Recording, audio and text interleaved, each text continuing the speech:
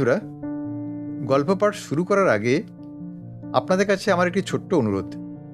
যদি আমার এই গল্প পাঠ আপনাদের ভালো লাগে তাহলে অবশ্যই একটি লাইক দেবেন, গল্পটি আপনাদের প্রিয়জনদের সঙ্গে শেয়ার করবেন এবং চ্যানেলটি এখনও সাবস্ক্রাইব না করে থাকলে সাবস্ক্রাইব করে পাশে থাকবেন। আরেকটি বিশেষ অনুরোধ, প্রতিটি গল্প শোনার পর আপনাদের মূল্যবান মতামত কমেন্টে লিখে জানাবেন। এতে হয়তো আপনাদের বিশেষ কোনো উপকার হবে না, কিন্তু আমি ভীষণভাবে উপকৃত হব, কারণ আপনাদের মন্তব্য থেকে আমি বুঝতে পারি আমার পাঠের গুণগত মান কতটা উন্নত হচ্ছে এবং কোথায় আরও ভালো করার সুযোগ রয়েছে। তাই কমেন্টে আপনাদের মতামত জানাতে একেবারেই ভুলবেন না। আসুন এবার তাহলে শুরু করা যাক আজকের গল্প পাঠ। আমি তখন ছিলাম ডুবনিগড় নেটিভ স্টেটের ম্যানেজার। বললেন তারিণী খুড়ো। ডুবনিগড় ম্যাপে আছে? জিজ্ঞেস করলো ন্যাপলা। ন্যাপলার মুখে তো কিছু আটকায় না। তোর কি ধারণা ম্যাপে যা আছে তার বাইরে আর কিচ্ছু নেই? চোখ কান কুঁচকে বিস্ময় আর বিরক্তির দূরে একসঙ্গে প্রকাশ করে পড়লেন তারিণী খুড়ো। ম্যাপ তৈরি করে কারা? মানুষে তো। ভগবানের সৃষ্টিতে ডিফেক্ট থাকে জানিস? জোড়া মানুষ সায়ামিজ টুইন্সের কথা শুনিস নি? হাতে 6টা করে আঙুল, বাছুরের 2টো মাথা, এসব শুনিস নি? ম্যাপে নেই ডুবনিগড়। এই নিয়ে ফিলিপসের অ্যাটলাস কোম্পানিকে কড়া চিঠি দিয়েছিলাম সেই সময়। তারা লিখলে ভেরি সরি, আগামী সংস্করণে শুধরে দেবে। দেয়নি যে সেটা স্টেপ গাফিলতি। ডুবনিগড় হচ্ছে মধ্যপ্রদেশের বাঘেলখণ্ডে। মাইহার অবধি ট্রেন, তারপর 132 কিলোমিটার পুবে গাড়িতে। হলো? ন্যাপলা চুপ মেরে গেল। আমরাও বাঁচলাম, কারণ তারিণী খুড়োর গল্প শোনার আগ্রহ আমাদের সকলের সমান, ন্যাপলারও। খুড়ো আসলে আমাদের কেউ হন না, তবে খুব ছোটোবেলার থেকেই দেখে আসছি ইনি মাঝে মধ্যেই আসেন আমাদের বাড়িতে। আমার জন্মের আগে বাবারা যখন ঢাকায় ছিলেন তখন তারিণী খুড়ো ছিলেন আমাদের পড়োশি, তাই খুড়ো। বাবারও খুড়ো, আমাদেরও খুড়ো। খুড়ো ছাড়া আর ওকে কে কিছু বলে বলে আমি জানি না। বাবার কাছেই শুনেছি যে ভদ্রলোক নাকি চাকরির ধান্দায় সারা ভারতবর্ষ ঘুরেছেন, আর অভিজ্ঞতাও হয়েছে বিচিত্র রকম। কাজী গল্পের স্টকও অঢেল। খুড়ো বলেন যে শুধু আর্টের খাতিরে যেটুকু কল্পনা আশ্রয় নিতে হয় সেটুকু ছাড়া নাকি সবই সত্য। গল্পের প্রথম লাইন বলে থেমে গেছেন খুড়ো, কারণ তাঁর ফরমাস মতো দুধ চিনি ছাড়া চা এসে গেছে। এই জিনিসটি একটু বেশি রসিয়ে রসিয়ে খাচ্ছেন দেখে ন্যাপলা অধীর হয়ে বলল, ডুবনিগড়ে হলোটা কি? আরে বলছি বলছেন তারিণী খুড়ো। এই রটি খাওয়ার অভ্যাস আমার ডুবনিগড় থেকে। রাজা ভূদেব সিংয়ের হয়েছিল ডায়াবেটিস। এককালে 7 রঙের 7 রকম মিঠাই বরাদ্দ ছিল রোজ দুবেলা। তাছাড়া নিয়মিত মদ্যপান তো করতেন। আমার ডাক পড়তো সন্ধ্যাবেলা, যেদিনই খুলতেন সপাঁয়ের বোতল। সপাঁয় নামটা আমাদের সকলের কাছেই নতুন। আরে অশিক্ষিত লোকেরা যেটাকে বলে শ্যাম্পেন, বললেন খুড়ো। যাই হোক, রাজা একদিনে সব পরিত্যাগ করেন। আমার চোখের সামনে 16 স্টোন থেকে 9.5 স্টোনে নেমে গেল ওজন। আর সেই সময়ই খুনটা হয়। খুন? আমাদের 5 জন শ্রোতার 5 রকম গলায় একসঙ্গে উচ্চারিত হলো প্রশ্নটা। হ্যাঁ, খুন। রাজার 3 ছেলে, শ্রীপদ, ভূপত আর অনুপ। ছোটটা রায়পুরের রাজকুমার কলেজে পড়ে। বড় দুটো পড়াশোনা শেষ করে ডুবনিগড়েই থাকে। বড় শ্রীপতি খুন হলো।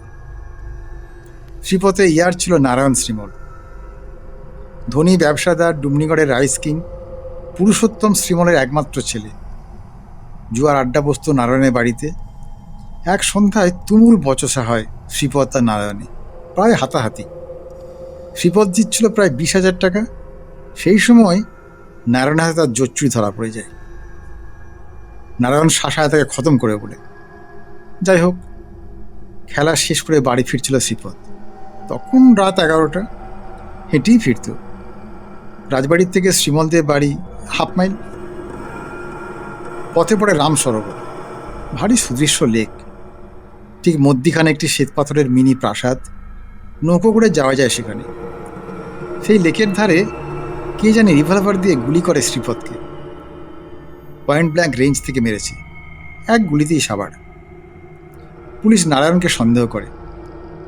সে যে শ্রীপদকে মারবে বলে শাসিয়েছে সে কথা জেরাতে আড্ডার সকলেই স্বীকার করে, কিন্তু শেষ পর্যন্ত উপযুক্ত প্রমাণের অভাবে নারায়ণ বেকসুর খালাস পেয়ে যায়।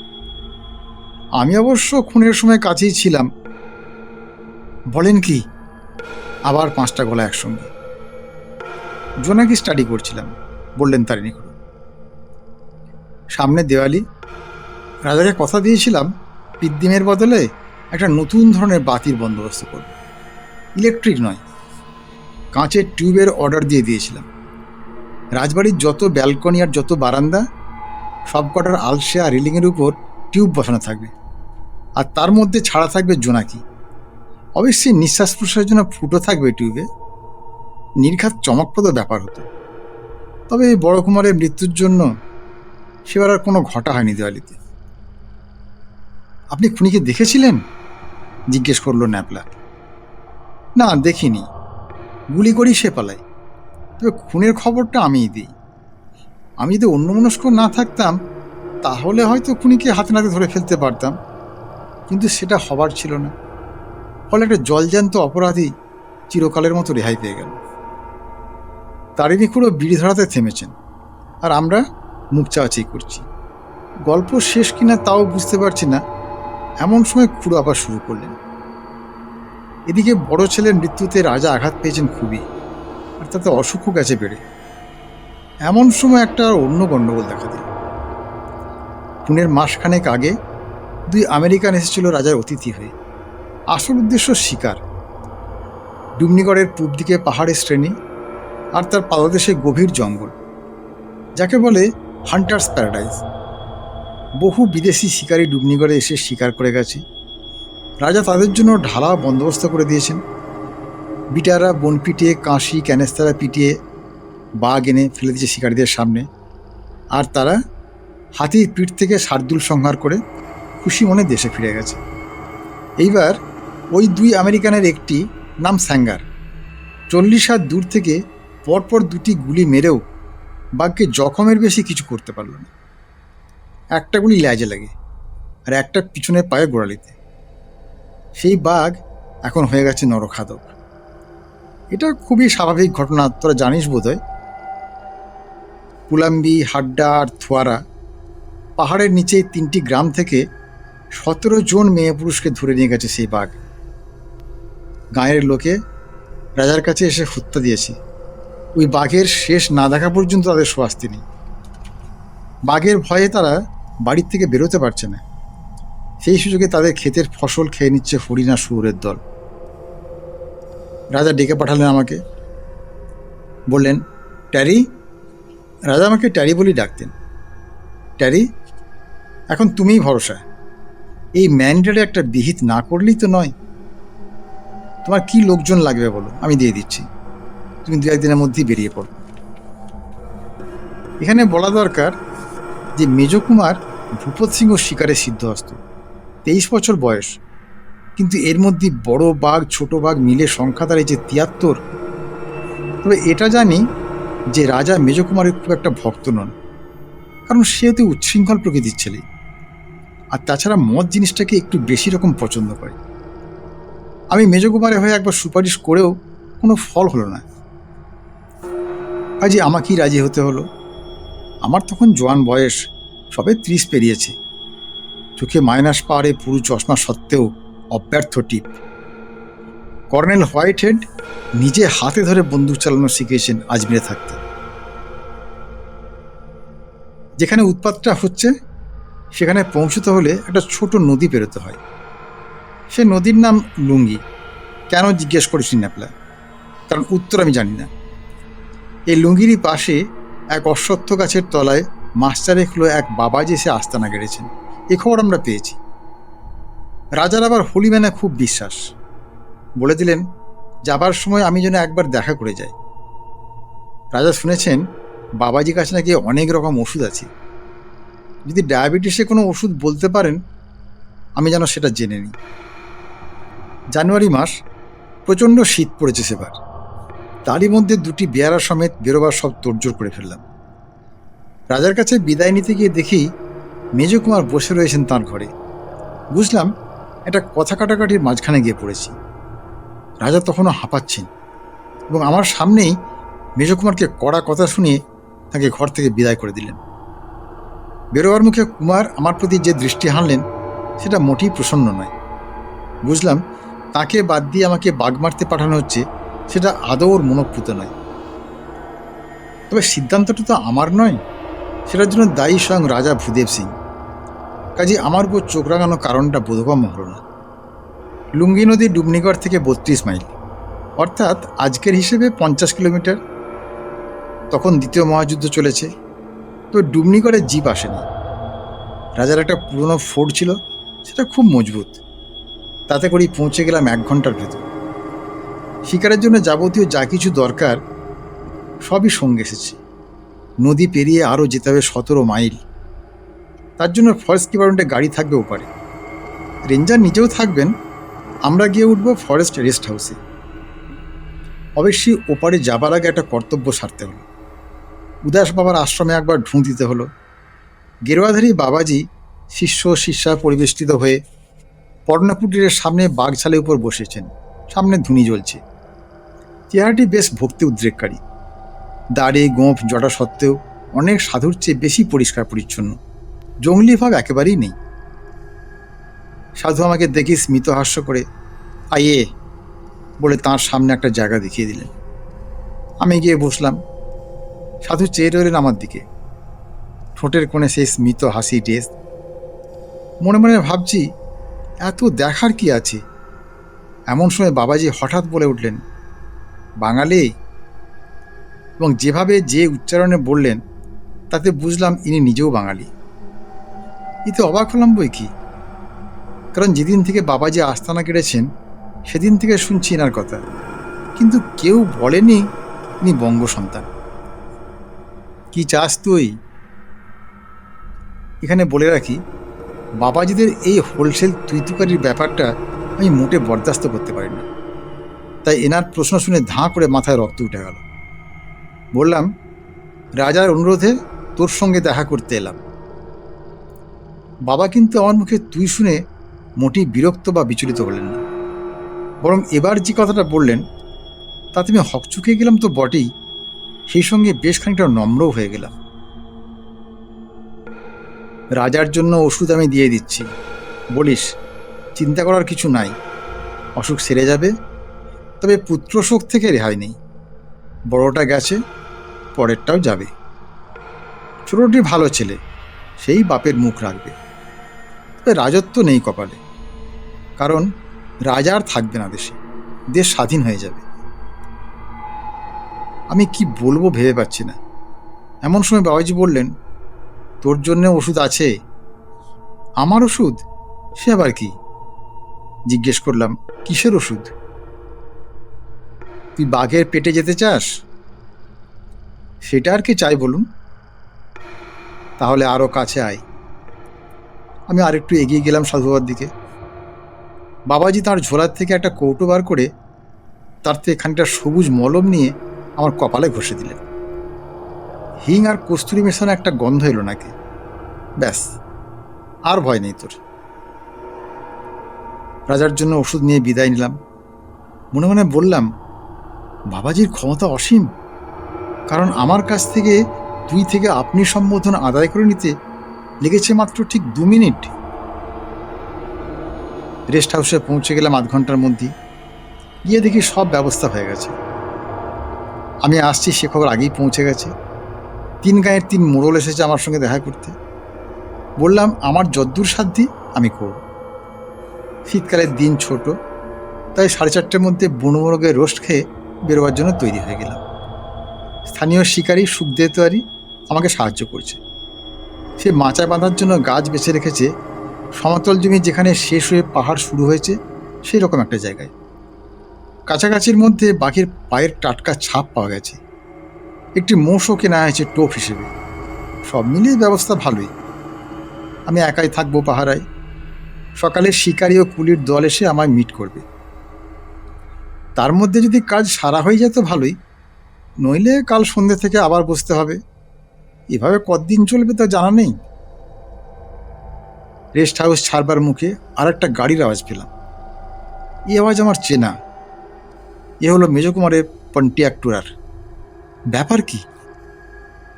মেজকুমার গাড়ি থেকে নেমেই কারণটা জানিয়ে দিলেন।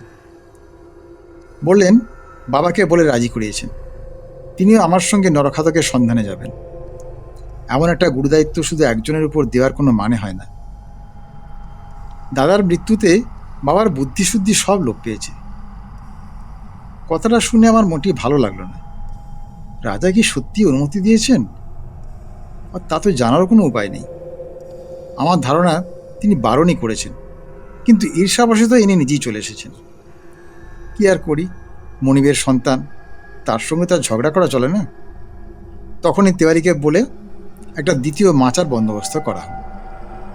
তবু ভালো যে মেজকুমার তার নিজের জন্য শিকারের সব সরঞ্জাম সঙ্গী এনেছিলেন। দুজনে গিয়ে উঠলাম মাচাতে। আমারটা শিমুল গাছ, ওনারটা বাদাম। আমাদের রেখে দল ফিরে গেল।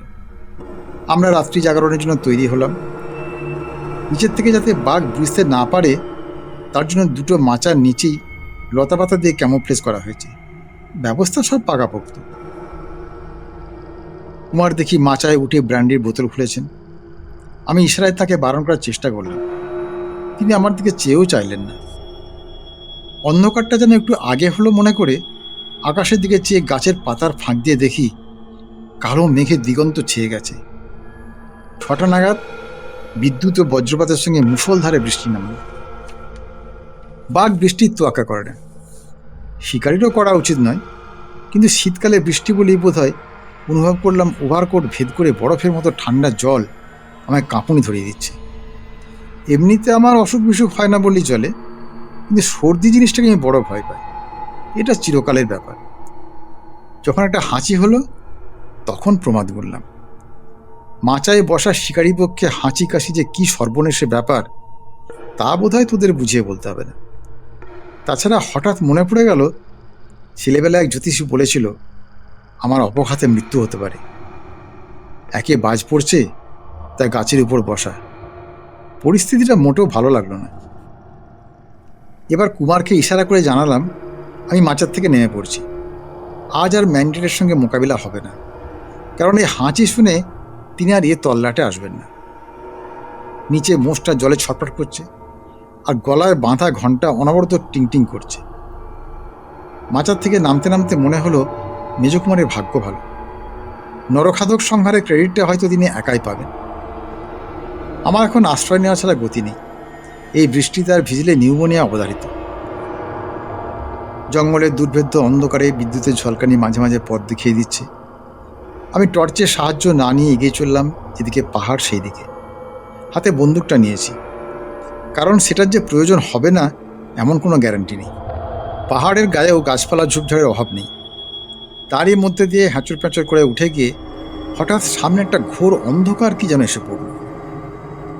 বিদ্যুতের আলোতেও যখন সে অন্ধকার দূর হলো না তখন বুঝলাম সেটা একটা গুহার মুখ।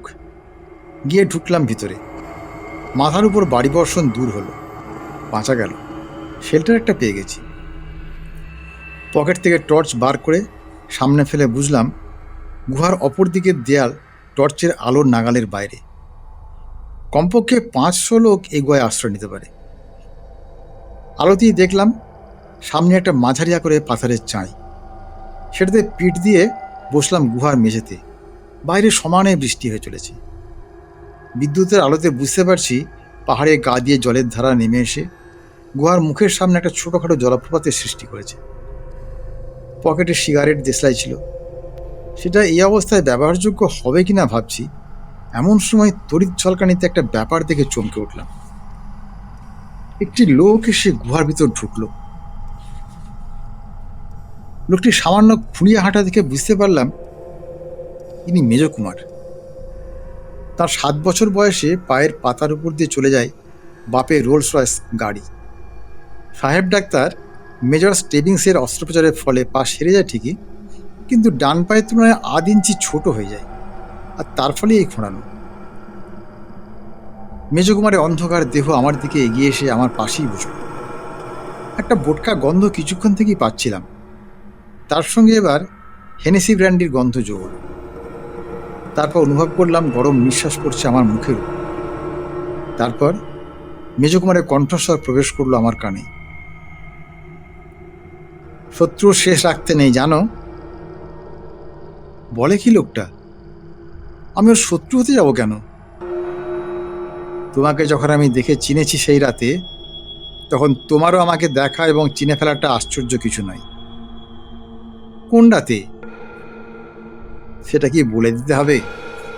ইমলি গাছের নিচে দাঁড়িয়েছিলে তুমি, দাদা ফিরছিল শ্রীমলের বাড়ির থেকে। আমার গরম লাগতে শুরু করেছে। ওভারকোটটা খুলে ফেলতে পারলে ভালো হয়। এ মেজকুমারী তাহলে হত্যাকারী, নারায়ণ শ্রীমল নয়? দাদাকে হটিয়ে নিজে গদিতে বসার লোভ, যেমন আরও অনেক রাজপরিবারই হয়ে থাকে। কিন্তু আমায় সে চিনল কি করে সে রাতে? উত্তর এলো মেজকুমারের মুখ থেকেই। ত্রয়োদশী চাঁদ উঠেছিল তখন, তোমার চশমার কাঁচ চকচক করছিল সেই আলোয়। এত পুরু কাঁচ ও তল্লাটে আর কারোর নেই। আমি চুপ করে আছি। আমার চোখের পাওয়ার মাইনাস নয়, এই চশমাই আমাকে বিট্রে করলো। একটা খুট করে শব্দ পেলাম। মেজকুমারের টোটা ভরা রাইফেল উঁচে উঠেছে। ওর ও আমার মধ্যে ব্যবধান মাত্র 2 হাতের। ওই বাঘ মারা 12 বোরের আগ্নেয়াস্ত্র এই দূরত্ব থেকে আমার উপর প্রয়োগ করলে আমার দেহ শত টুকরো হয়ে ছড়িয়ে পড়বে গুহার চারিদিকে। কিন্তু ওটা কি? একজোড়া জ্বলন্ত মার্বেল এগিয়ে আসছে আমার দিকে মেজকুমারের পিছন থেকে, আর তার সঙ্গে সেই বোটকা গন্ধ। সে ইয়োর প্রেয়ার্স মিস্টার ব্যানার্জি। বিদ্যুতের আলোতে বন্দুকের ইস্পাতের নল ঝিলিক দিয়ে উঠল। আর পর মুহূর্তে একটা ভারী ধাতব শব্দে বুঝতে পারলাম বন্দুক গুহার মেঝেতে আছড়ে পড়েছে। একটা গোয়ানের শব্দ ক্রমে দূরে সরে গেল, আর সেই সঙ্গে জ্বলন্ত মার্বেল দুটো। আমি কাঠ হয়ে বসে রইলাম। ক্রমে বজ্রবিদ্যুতের তেজ কমে এলো, বৃষ্টির শব্দ থেমে এলো। বোধহয় নার্ভাস ট্রেনের দরুন কিংবা হয়তো জ্বর ছিল শরীরে, এই ঘটনায় কিছুক্ষণ পরেই ঘুমিয়ে পড়ি। যখন ঘুম ভাঙলো তখন ভোর হয়ে গেছে। গুহাটা যে কত বড় সেটা এখন বুঝতে পারলাম। আমি যেদিকে বসা, তার বিপরীত দিকে দেয়ালের সামনে পড়ে আছে মেজকুমারের আধখাওয়া মৃতদেহ, কিন্তু নরখাদকের কোনো চিহ্ন নেই। গুহার বাইরে একটা পাথরখণ্ডের আড়ালে ঘাপটি মেরে বসে রইলাম হাতে বন্দুক নিয়ে। একটা খুঁত ভাব ছিল মনে, কারণ এটা জানি যে বাঘ সুযোগ পেয়েও আমাকে খায়নি। সেটা বাবাজি মলমের জন্যই হোক বা অন্য যে কোনো কারণেই হোক। শুধু তাই নয়, আমাকে নিশ্চিত মৃত্যুর হাত থেকে সে রক্ষা করেছে। তবে গ্রামের লোকেরা যে লাঞ্ছিত, সে কথা তো মিথ্যে নয়। তাই মন থেকে মমতা দূর করে দাঁতে দাঁত চেপে বসে রইলাম। 8টা পর্যন্ত বসে থেকেও যখন বাঘের দেখা পেলাম না, তখন অগত্যা ফিরতি পথ ধরলাম। মাচার কি অবস্থা দেখতে হবে গিয়ে। সেখানে চায়ের ফ্লাস্ক, জলের বোতল, বালিশ, কম্বল ইত্যাদি অনেক কিছুই রয়েছে। জায়গাটা খুঁজে পেতে অসুবিধা হলো না, কিন্তু যা দেখলাম তাতে চক্ষু ছানাবড়া। মাচা সমেত শিমুল গাছ বজ্রপাতে ঝলসে গেছে, আর তার পাশেই পড়ে আছে মৃত মোষ, আর তার কাঁধে দাঁত বসানো মৃত নরখাদক। সে এক বিচিত্র ছবি। মানুষের হাতের বন্দুকের চেয়ে 1000 গুণে বেশি শক্তিশালী আগ্নেয়াস্ত্রের শিকার হয়েছে এরা, সেটা আর বলে দিতে হয় না। ফেরার পথে বাবাজিকে ধন্যবাদ দিতে গিয়েছিলাম, কিন্তু তার সঙ্গে দেখা হলো না। তার পর্ণকুটির ভাসিয়ে নিয়ে গেছে লুঙ্গি নদী গত রাত্রের বৃষ্টিতে। তিনি নিজে নাকি একটি সেগুন গাছে জোরে রক্ষা পেয়েছিলেন, কিন্তু আপাতত সর্দি জ্বরে কাবু হয়ে এক শিষ্যের বাড়িতে আশ্রয় নিয়েছেন। আজকের গল্প পাঠ এখানেই শেষ হলো। গল্পটি আপনাদের কেমন লাগলো তা অবশ্যই কমেন্টে লিখে জানাবেন। আপনাদের প্রতিটি মতামত আমাকে আরও ভালো কাজ করার অনুপ্রেরণা দেয়। আর যদি গল্প পাঠ ভালো লেগে থাকে তাহলে একটি লাইক দিন, গল্পটি শেয়ার করুন এবং চ্যানেলটি এখনও সাবস্ক্রাইব না করে থাকলে সাবস্ক্রাইব করে পাশে থাকুন। সবাই ভালো থাকুন, সুস্থ থাকুন। নমস্কার।